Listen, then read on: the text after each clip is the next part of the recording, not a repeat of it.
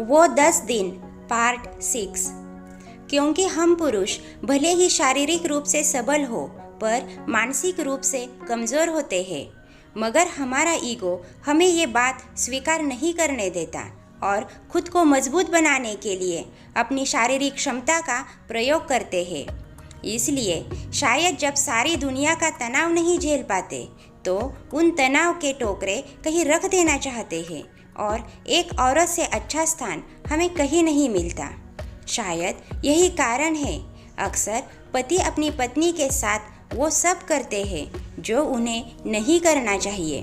कभी मारना, कभी बदसलूकी करना, अभद्र भाषा का प्रयोग करना या यौन हिंसा करना। मैं भी कमज़ोर था, तुम्हारे बिना नहीं रह सकता था। लोग कहते हैं कि औरत कमज़ोर होती है, पर मैं नहीं मानता। हम पुरुष औरत के बिना एक क्षण नहीं रह सकते, फिर वो चाहे वो हमारी माँ हो, बहन हो या पत्नी हो। हमें किसी न किसी रूप में उनका सानिध्य चाहिए। जबकि एक औरत पहले अपने जन्मजात रिश्तों को छोड़कर एक अनजान घर, अनजान व्यक्ति के पास चली जाती है और यदि पति की मृत्यु हो जाए तो पूरा जीवन अकेले काट लेती है। सारा तनाव झेलकर भी अपने बच्चों पर प्यार लुटाती है। उससे अधिक और कौन मजबूत होगा। कुछ देर खामोशी पसरी रही। दीपा जी अपने ख्याल में गुम हो गई और याद करने लगी उन पलों को, और उन्हें रमेश जी की कहीं एक एक बात में सच्चाई नज़र आने लगी। वो हर एक लम्हा याद आने लगा जब उन्हें अपने पति की ज़रूरत थी पर वो उनके साथ नहीं थे। ससुराल में होने वाली हर एक लड़ाई उन्हें खुद ही लड़नी पड़ी थी। रमेश जी ने उनका कभी साथ नहीं दिया, या यूं कहूँ देना नहीं चाहते थे, क्योंकि वो ही जिम्मेदार थे इन सब के लिए।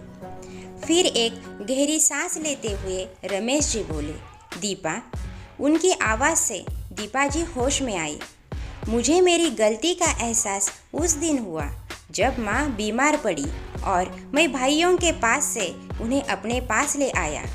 उस दिन जब तुम्हारी आंखों में रोष देखा तो मुझे एहसास हुआ कि मैंने अपने स्वार्थ के कारण तुम दोनों के बीच एक गहरी खाई बना दी थी।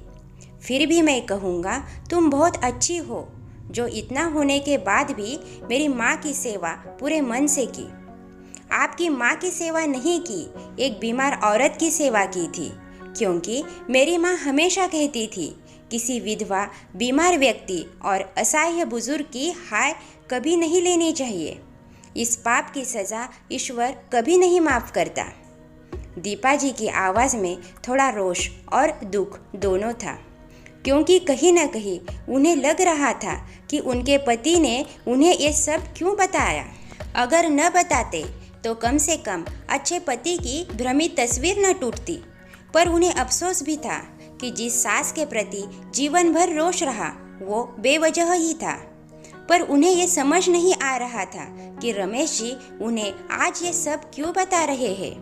दीपा जी ने फिर उत्सुकता से बस पूछ लिया, पर उनकी नाराज़गी अभी भी थी। आप ये सब अब क्यों बता रहे हैं मुझे? क्योंकि मैं नहीं चाहता जो गलती माँ ने की वो तुम भी करो। दीपा जी अभी भी कुछ समझ नहीं पा रही थी, इसलिए वो आश्चर्य से रमेश जी की तरफ देख रही थी।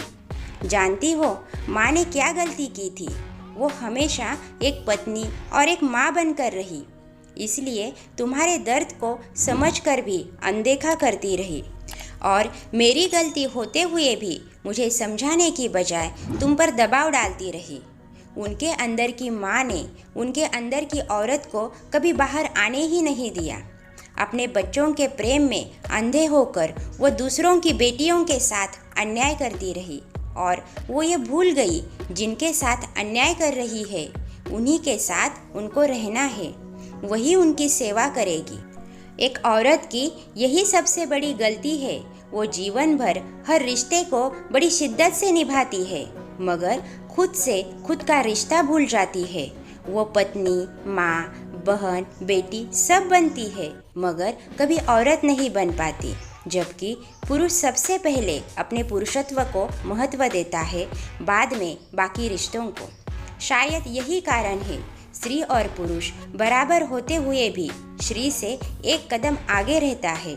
हालांकि आज कई औरतें खुद को मजबूत बनाने का प्रयत्न कर रही है, मगर जैसा कि गुलजार साहब ने लिखा है, किसी पेड़ के कटने का कोई किस्सा न होता अगर कुल्हाड़ी के पीछे लकड़ी का हिस्सा न होता।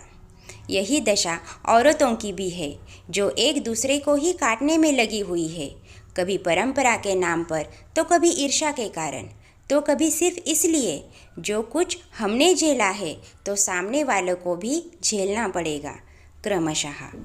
दोस्तों, आगे की कहानी आपको नेक्स्ट वीडियो में सुनने को मिलेगी। कहानी अच्छी लगे तो लाइक ज़रूर कीजिए और ऐसी ही कहानियाँ सुनने के लिए हमारे चैनल को सब्सक्राइब कीजिए। मिलते हैं अगली कहानी में। धन्यवाद।